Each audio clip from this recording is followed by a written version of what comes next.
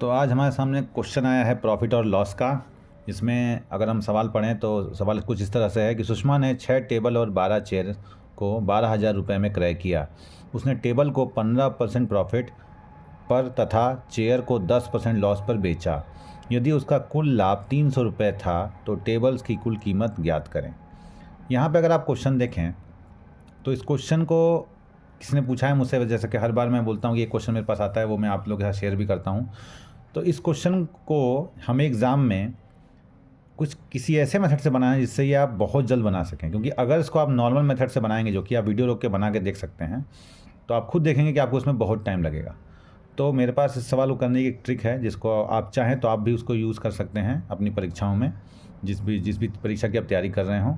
तो चलिए इसको सॉल्व करते हैं। कैसे इसको करना है, इस सवाल को करते समय हमें इसमें मेथड का यूज़ करेंगे, मिक्सचर एलिगेशन। ठीक, अब कहेंगे आपकी इसमें मिक्सचर एलिगेशन कैसे लगता है, या तो चेयर है या टेबल है, इसको कहाँ मिक्स करेंगे। हम इस सवाल में मिक्सचर एलिगेशन के ही प्रयोग से सवाल को कर सकते हैं। जैसा कि अब देखिए कि 6 टेबल और 12 चेयर का दाम है 12,000। ठीक, आपने टेबल को 15% प्रॉफिट बेचा है तथा चेयर को 10% लॉस पर बेचा है, लेकिन कुल सौदे में आपको देखिए तो 300 रुपये का लाभ हुआ है। तो यहीं हमने पकड़ लिया कि यहाँ मिक्सचर एलिगेशन लग सकता है।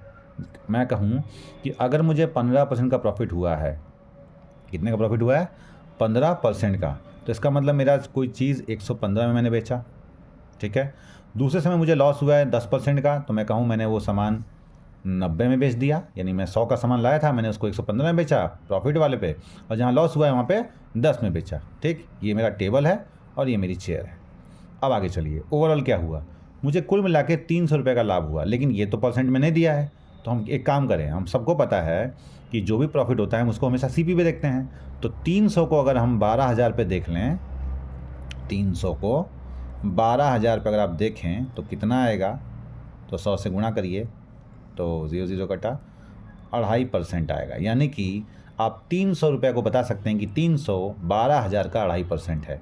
तो क्या करें, तो हम जानते हैं अगर एक चीज़ 115 में बेची गई है फ़ायदे में, एक चीज़ 90 नुकसान में बेची गई है और ओवरऑल फ़ायदा हुआ है, तो वही हम जो करते हैं एलिगेशन वही करें। 102 रुपये और 50 पैसे का बीच वाला वैल्यू, यानी लाभ हमें दिख सकता है। तो अब आप देखिए यहाँ पे हमने मिक्सचर एलिगेशन लगा दिया। कैसे लगाया, फिर से बता रहा हूँ कि 15% का प्रॉफिट हुआ तो 115 में बेचा, 10% का लॉस हुआ तो 90 में बेचा, और 300 रुपये का लाभ को हमने परसेंट में चेंज किया तो देखा 2.5% आया। तो हमने क्या किया, कोई भी चीज़ 100 की होती है तो उसको 2.5 और बढ़ा दिया, तो 102 रुपया 50 पैसे का लाभ दिख रहा है। तो अब जो मिक्सचर एलिगेशन में हम करते हैं वही यहाँ भी करेंगे। मिश्रण में जो हम करते हैं घटा देते हैं, तो 90 में से अगर 102.5 घटाते हैं तो आपका 12.5 आता है, और 115 में से भी अगर आप घटाएंगे 102.5 तो भी 12.5 आएगा। तो इसे क्या बोलते हैं, इसे ही तो बोलते हैं क्वांटिटी का रेशियो। यानी जो क्वांटिटी हमने मिलाई थी तो हमने क्या मिलाया था, हमने मिलाया था टेबल और चेयर, तो दोनों का रेशियो कितना आ रहा है, 1:1। यानी जो भी पैसा है वो बराबर भागों में बटा होगा। तो पैसा कितना था, पैसा देखिए 12,000 था, तो इसका मतलब 1:1 में अगर आप 12,000 को बांटेंगे तो 1 और 1 मिलके होता है 2, तो 2 बराबर हो गया 12,000, तो 1 बराबर हो गया 6,000। इसका मतलब आपसे सवाल में पूछा है लास्ट में, तो टेबल की कुल कीमत क्या थी, तो टेबल की कुल कीमत है 6,000, और मेज की भी कुल कीमत 6,000 है, लेकिन हमसे टेबल की कीमत पूछा था। हाँ, कभी कभी इन सवालों में ये कह सकता है आपसे कि एक टेबल की कीमत पूछ सकता है, तो आप यहाँ ध्यान देंगे 6 टेबल की कीमत अगर 6,000 है तो एक टेबल की कीमत 1,000 होगी। अगर चेयर पूछता तो 12 चेयर की कीमत 6,000 है, तो एक चेयर की कीमत 12×5 = 60, यानी 500 रुपये होगी। तो आप ये भी आपसे पूछ सकता है, लेकिन अभी खैर पूछा है कि टेबल की कुल कीमत क्या है, तो आंसर है आपका 6,000। ठीक है, मिलते हैं नेक्स्ट वीडियो में। Thank you.